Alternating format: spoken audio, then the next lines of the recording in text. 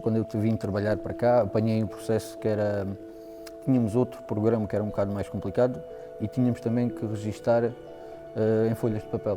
Portanto, registava-se primeiro à mão e ao fim do dia reservava-se uma hora ou meia hora para fazer um registro no PC, em Excel.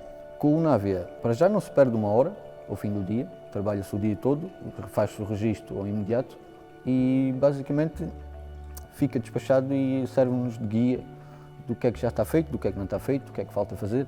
E é por aí que o Navia veio facilitar em muito esta parte.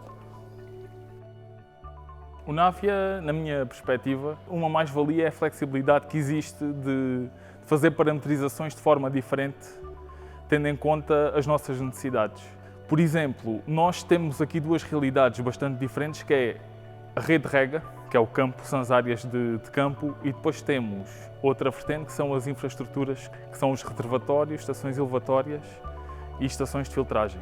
Como são tantos equipamentos, tendo em conta a necessidade de uma reparação ou de uma manutenção, facilmente conseguimos aceder a todo o histórico com meia dúzia de cliques. Além da manutenção preventiva, depois temos a parte corretiva, em que o Navia permite registar as intervenções corretivas, definindo o tipo de sintoma que existe para cada um dos equipamentos.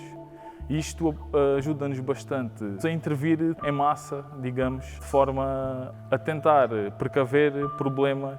Em termos de apoio à decisão, neste sentido é importante. Havia uma necessidade de complementar todo um conjunto de informação que até à data não existia. Isto porque, em termos de manutenções, nós trabalhamos com equipas de outsourcing, que cada uma trazia o seu software e quando terminava o contrato acabava por levar toda essa informação consigo.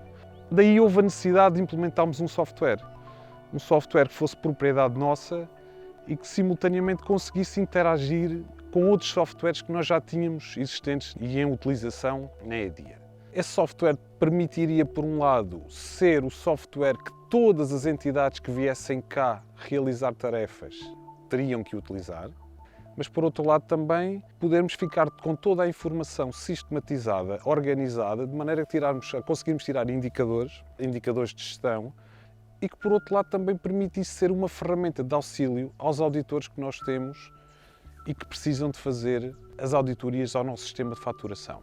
Para colmatar todas estas necessidades, acabámos por avançar com a solução do Navia. A solução essa que nos permitiu criar toda uma parametrização à nossa imagem, integrar com as soluções que nós já tínhamos existentes e auxiliar na tomada de decisão.